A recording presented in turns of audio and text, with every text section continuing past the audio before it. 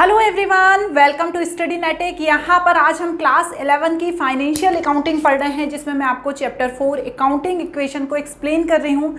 यहाँ पर मैं अकाउंटिंग इक्वेशन के टीएस ग्रेवाल के सॉल्यूशंस बता रही हूँ। बिल्कुल न्यू एडिशन की बुक है, एडिशन 2024 की बुक के। हमने इसके कॉन्सेप्ट भी समझे हैं, इसके पहले के जितने भी चैप्टर्स हैं उन्हें भी मैं पढ़ा चुकी हूँ। साथ ही साथ यहाँ पर मैं अपने यूट्यूब चैनल पर पूरे वीडियोस अवेलेबल कराऊंगी लास्ट चैप्टर तक के। आप यदि ये पीडीएफ लेना चाहते हैं मुझसे तो वो भी आप मुझसे ले सकते हैं। जल्दी ही मैं आपको बताऊंगी कि पीडीएफ कहाँ अवेलेबल रहेगी, तो आप पीडीएफ के थ्रू भी पढ़ सकते हैं। तो यहाँ पर हम स्टार्ट कर रहे हैं, लेकिन चैनल को सब्सक्राइब करना बिल्कुल मत भूलना। आप यदि चैनल को सब्सक्राइब करते हैं तो मुझे मोटिवेशन मिलता है कि मैं इसी तरह से और वीडियोज़ बनाकर लाऊँ। तो चलिए स्टार्ट करते हैं। क्वेश्चन नंबर 14 तक हम कर चुके थे, आज हमारा क्वेश्चन नंबर 15 है। ये भी अकाउंटिंग इक्वेशन का ही है। आपको पता ही है अकाउंटिंग इक्वेशन क्या होती है, जितनी भी एसेट्स होती हैं वो इक्वल होती है लायबिलिटी प्लस कैपिटल के। तो दोनों साइड का टोटल हमेशा इक्वल आना चाहिए। तो वही चीज़ है, D Mahapatra commences business with cash 50,000 and 1 lakh by cheque, goods 60,000, machinery 1 lakh and furniture 50,000। मतलब डी महापात्रा ने बिजनेस को स्टार्ट किया, सिर्फ कैपिटल नहीं लगाई, चेक के थ्रू भी पैसा दिया और साथ ही साथ गुड्स के, मशीनरी के एंड फर्नीचर के साथ भी वो आया। तो यहाँ पर हम क्या करेंगे, सेम वैसे ही अकाउंटिंग इक्वेशन है, लेकिन यहाँ पर जब हम पहला ट्रांजेक्शन लिखेंगे तो कैश कितना आया 50,000, बैंक में कितना आया 1 लाख, स्टॉक कितने का आया 60,000 का, मशीनरी कितने की आई 1 लाख की एंड फर्नीचर कितने का आया 50,000 का। तो हमें सभी को अलग से दिखाना होगा। सो हमारी जो लाइबिलिटीज़ प्लस कैपिटल होगी वो इन सभी को प्लस करके 3,60,000 होगी। और यहाँ पर हम बैलेंस भी नीचे ले आएंगे। ये सारा balance 50,000, 1 lakh, 60,000, 1 lakh and 50,000। So both sides assets and liabilities are same. Okay, next transaction देखते हैं। 1/3 of goods sold at the profit of 10% on cost, half of amount was received in cash। देखो 1/3 कितना हुआ, हमारे पास आया कितने का था, स्टॉक 60,000 का आया था। उसमें ये बोल रहे हैं कि दे सोल्ड 1/3 ऑफ गुड्स, ठीक है ना, उन्होंने 1/3 गुड्स सोल्ड कर दिया। अब स्टॉक 60,000 का है, ध्यान से समझ में आ रहा है ना आपको। स्टॉक कितने का है, स्टॉक है 60,000 का। इसका हमने जब 1/3 किया तो हमारे पास आ गया ये 20,000।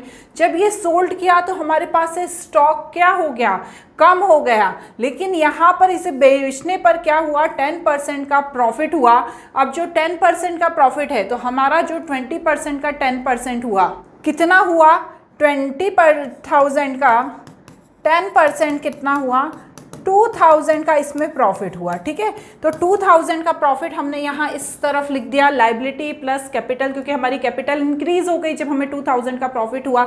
लेकिन जो हाफ प्राइस रिसीव हुआ कैश में, तो मतलब क्या हुआ, टोटल कितने हो गए, टोटल हो गए 22,000 हो गए ना। क्यों, क्योंकि 20,000 का हमारा स्टॉक गया जो हमने बेचा और 2,000 का हमें प्रॉफिट हुआ, तो 22,000 हुए।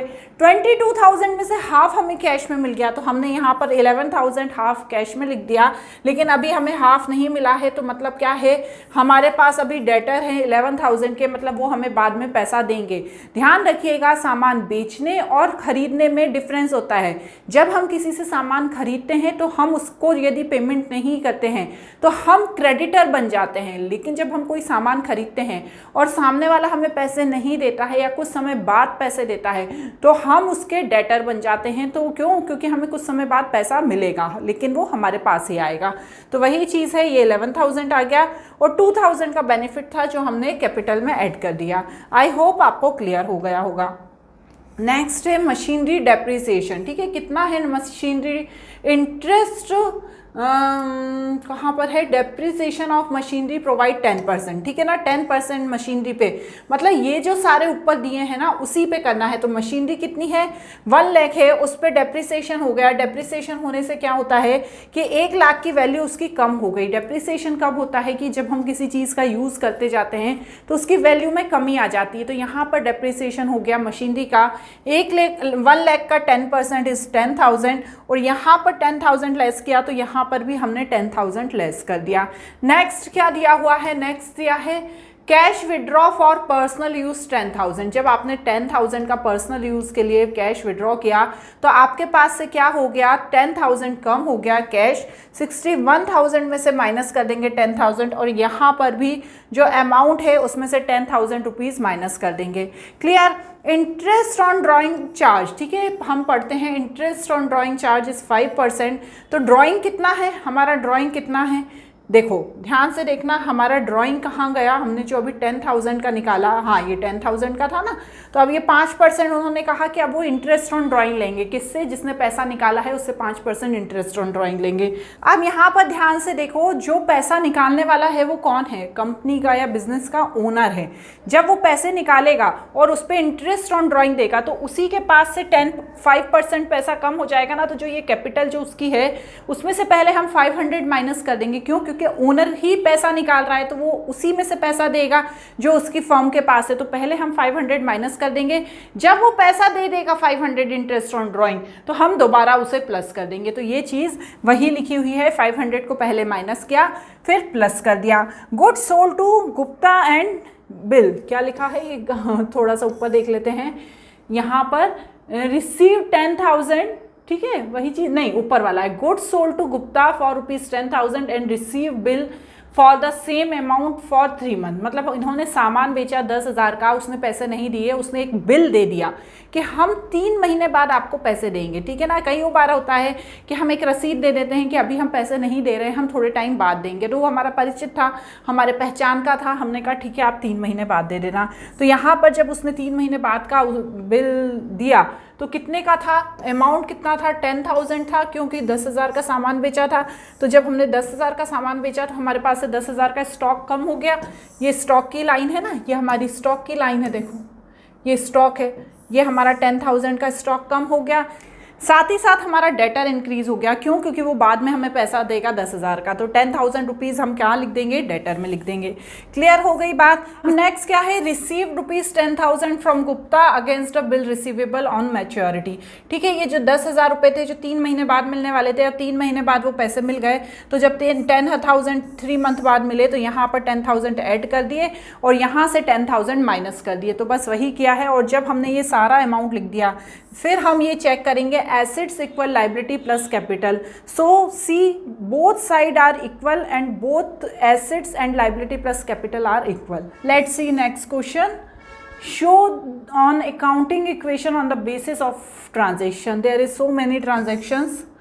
Let's see first transaction, but these transactions are very easy. Let's start. Sunil started business with cash. ठीक है, उसने सुनील ने स्टार्ट किया बिजनेस कैश 1,50,000 एंड यहाँ पर भी 1,50,000 कैपिटल में आ गया। नेक्स्ट क्या है, bank account open and deposited from cash. ठीक है, तो जब इन्होंने बैंक अकाउंट ओपन किया 25,000 का तो क्या हो गया, डिक्रीज हो गई कैश। ठीक है ना, जो कैश थी वो 25,000 की डिक्रीज हो गई, इसलिए हमने इसे माइनस में लिख दिया। लेकिन बैंक में इंक्रीज हो गई तो हमने इसे प्लस कर दिया। और यहाँ पर जो ऊपर का बैलेंस है कैपिटल का वो आ गया। जब हम नीचे गए तो हमारा ये बैलेंस आ गया। Personal car sold and the deposited amount into bank. 50,000 का क्या किया, पर्सनल कार थी वो बेच दी और बैंक में अमाउंट सबमिट कर दिया, तो 50,000 पैसा आ गया, कैश आ गया।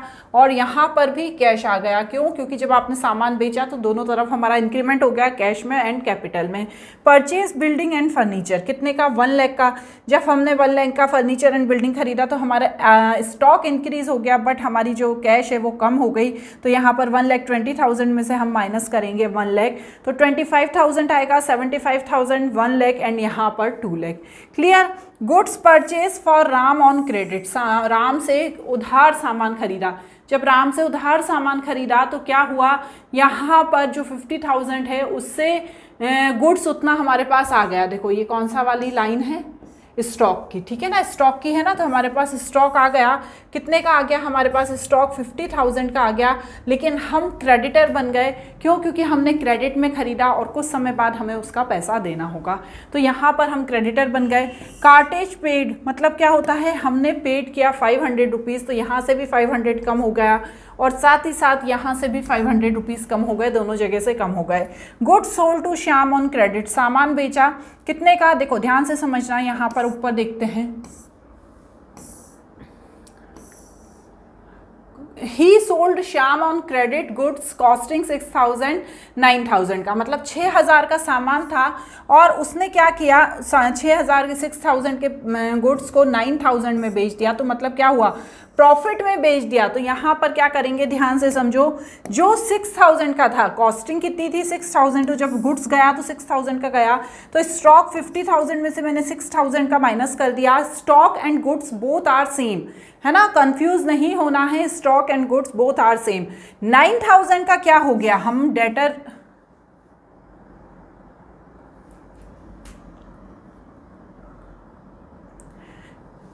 9,000 का क्या हो गया, हम डेटर बन गए, मतलब हमने सामान बेचा है 9,000 का, लेकिन अभी हमें मिला नहीं है, लेकिन हमने प्रॉफिट पे बेचा है, ठीक है। तो 9,000 का हम डेटर हो गया और जो 3,000 है उसका हमें बेनिफिट हो गया, क्योंकि हमने 6,000 का जो गुड्स था उसे हमने 9,000 में बेच दिया और 3,000 का हमें प्रॉफिट हो गया। रेंट रिसीव्ड फ्रॉम टेनेंट्स, मतलब हमारे जो किराएदार थे उनसे हमें रेंट मिला, तो यहाँ भी 1,000 इंक्रीज हो गया एंड यहाँ भी 1,000 इंक्रीज हो गया। Security deposit received from tenants, तो यहाँ पर सिक्योरिटी डिपॉजिट्स 1,500 मिला, तो यहाँ पर इंक्रीमेंट हो गया। साथ ही साथ क्या हुआ, सिक्योरिटी डिपॉजिट का क्या हुआ, एक बार मैं ऊपर देखती हूँ क्या है, हाँ ये इसे अलग से लिखना पड़ेगा। सिक्योरिटी डिपॉजिट में इसे कभी भी कैपिटल में ऐड नहीं करते, तो देखिए हमने यहाँ पर सिक्योरिटी डिपॉजिट करके यहाँ पर लिख दिया, तो 1,500 हमारे पास इंक्रीज हो गई हमारी लाइबिलिटी, ठीक है ना, क्योंकि उसने हमें क्या किया, सिक्योरिटी डिपॉजिट किया। तो सिक्योरिटी डिपॉजिट तो भैया लाइबिलिटी है ना, जब वो जाएगा तब वापस ले लेगा। अभी हमारे पास पैसा आ गया है। स्टेशनरी परचेज्ड ऑन कैश, ठीक है, तो कैश में परचेज करी, तो यहाँ पर क्या हुआ, माइनस हो गया 100 रुपीज़ और यहाँ पर भी 100 रुपीज़ माइनस हो गया, ये ईजी है। Investment in share for personal use, यहाँ पर इन्वेस्टमेंट किया शेयर में, तो कभी भी कैश में ले जाके हम शेयर में इन्वेस्टमेंट नहीं करेंगे, हमेशा बैंक के थ्रू ही करेंगे।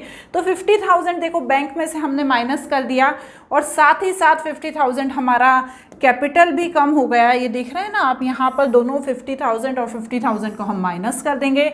इसके बाद इंटरेस्ट रिसीव्ड इन कैश, ठीक है, इंटरेस्ट रिसीव्ड इन कैश, तो 200 का रिसीव हो गया, तो दोनों तरफ 200 हम ऐड कर देंगे, ठीक है। इंट्रोड्यूस फ्रेश कैपिटल, ठीक है, नई कैपिटल इंट्रोड्यूस करी, तो बस दोनों जगह इंक्रीज हो गया, 25,000 एंड 25,000, अच्छी बात है, फर्म के लिए नई कैपिटल इंट्रोड्यूस कर दी। उसके बाद गुड्स डिस्ट्रॉय बाय फायर, 500 रुपये का गुड्स डिस्ट्रॉय हो गया, तो दोनों तरफ से 500 एंड 500 माइनस कर दिया। लेट्स सी बोथ एसेट्स और कैपिटल आर इक्वल और not, so see both side 2,29,600 and 2,29,600 both side are equal. So we start question number 17. Calculation of total assets, opening and closing capital, profit and loss and external equities. Question number 17. If the capital of business is 3 lakh and liabilities are 50,000, loss 70,000, calculate the assets of business. तो यहाँ पर हमें simple formula लगाना है, बस formula आपका उल्टा सीधा हो सकता है। जैसे अभी तक जो अकाउंटिंग इक्वेशन बना रहे थे उसमें assets equal liability plus capital आ रहा था, लेकिन यहाँ पर ये कुछ भी पूछ सकते हैं। तो जैसे अभी यहाँ पर इन्होंने टोटल एसेट्स पूछ ली है, तो यहाँ पर कैपिटल प्लस लाइबिलिटी तो करेंगे ही करेंगे, यदि प्रॉफिट होता तो ऐड करते और लॉस है तो माइनस करेंगे। तो हमने यहाँ पर लॉस माइनस कर दिया, so our total assets is 2,80,000। Okay, तो यहाँ पर let's see next question. If total assets of business is 1,30,000, net worth is 80,000, calculate the creditors. तो creditors यदि हमें calculate करना है तो जितनी भी हमारी total assets है उसमें से हमें net worth को minus करना होगा, तो 50,000 is our total creditors. A commenced his cloth business on 1st April 2020 with the capital of 30,000. On 31st March 2021, his assets is worth 50,000 and liability 10,000. Find out the closing capital. ठीक है ना, तो ये question जो है इसमें जो date है इसको थोड़ा सा मुझे लग रहा है आपको चेंज कर लेना चाहिए। ये 2024 है, यहाँ पर 2023 है एंड ये 2024 है। ये पुराने ईयर में भी था तो ये चेंज करना रह गया, ठीक है। तो यहाँ पर ये हुआ, अब इसमें भी हमें यही मैथमेटिकल इक्वेशन लगानी है।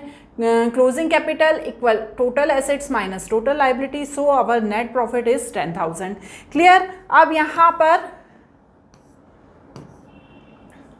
Next question number 20, calculate total assets, capital is 40,000, creditor is 25,000, revenue during the period is 50,000, expenses during the period is 40,000। तो बच्चों ध्यान से देखो, opening capital plus revenue during the period 50,000 जो भी है, उसके बाद जो एक्सपेंसेस और क्रेडिटर है उन्हें हमें माइनस करना होगा। तो यहाँ पर हमें वही करना है, जो 40,000 और 50,000 है उसमें से 40,000 और 25,000 माइनस करना होगा, तो 75,000 हमारी टोटल एसेट्स आ जाएगी।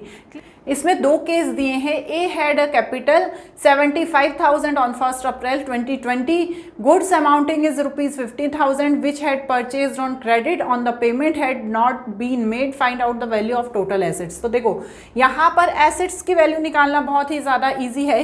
जितनी भी कैपिटल है उसमें हमारे क्रेडिटर को ऐड कर दो, तो यहाँ पर देखो 90,000 हमारी टोटल एसेट्स निकल गई। After the period of 1 month ही come to know to had suffered loss is 1700, he withdraw 800 and for his personal use for the find out the capital and assets for the business। ठीक है ना। तो capital after 1 month, क्यों? क्योंकि 1 महीने बाद उसने क्या किया, उसको लॉस हो गया तो उसने 1700 रुपये निकाल लिए। 75,000 की हमारी कैपिटल थी, उसमें से 1700 निकाल लिया और ड्राइंग कर लिए 800 की। तो टोटल कितना बचा हमारे पास? टोटल बचा 72,500। अब हम 1 महीने बाद यदि हमारी एसेट्स देखते हैं तो उसे क्या करना है, हमें जो 72,500 है उसमें हमें जितनी भी लाइबिलिटी है हमारी उसे ऐड कर देना है। तो हमारी लाइबिलिटी कितनी थी? 15,000 थी, मतलब क्रेडिटर कितने थे? 15,000 थे। तो 87,500 हमारे पास एसेट्स बची 1 महीने बाद। ठीक है ना। तो वो एक दूसरे से कोरिलेट हैं दोनों ही केस। यहाँ पर भी सेम ऐसा ही है। Mohan started a business is 1 April 2023 with the capital of ₹10,000, borrowed 3,000 from the friend. He earned a profit ₹5,000 during the year ended 31st March 2024 and withdraw cash ₹4,000 for personal use. What the capital of 31st March 2024? तो देखो बच्चों यहाँ पर क्या करना है, मोहन की जो बिजनेस में उसने ओपनिंग कैपिटल थी वो थी 10,000, उसने बोरो किए 3,000 उसके दोस्त से। ठीक है ना। 10,000 में ही 3,000 इंक्लूड है। ठीक है ना। तो अब यहाँ पर उसका जो प्रॉफिट हो गया 5,000। अब उसने क्या किया, विड्रॉ कर लिए कैश पर्सनल यूज के लिए। क्यों? क्योंकि उसने 3,000 रुपये अपने दोस्त को देने होंगे। तो यहाँ पर जो कैपिटल बची, क्लोजिंग कैपिटल 10,000 क्या है, ओपनिंग थी, 5,000 कैपिटल का प्रॉफिट था एंड 4,000 ड्रॉइंग थी। माइनस करने पर आई क्लोजिंग कैपिटल। नेक्स्ट क्या है, Mahesh started a business of capital 15,000 on 1 April 2023। During the year he made profit 3,000। He owes ₹2,500 to supplier of goods. What is the total assets for the business 31st March 2024? तो यहाँ पर देखो opening capital दी हुई है, profit और creditor तीनों को plus कर लेंगे तो हमें टोटल एसेट्स पता चल जाएगी 31st मार्च की। क्लियर? तो बस वही चीज़ दी हुई है यहाँ पर। क्वेश्चन 23 देखो, on 1 March 2024 the total assets and external liability were ₹2 lakh, ₹60,000 respectively. During the year the proprietor had introduced capital 20,000 and withdraw 12,000 for personal use. He made a profit 20,000 during the year. Calculate the capital of 1 April. तो यहाँ पर भी वही चीज़ देखो,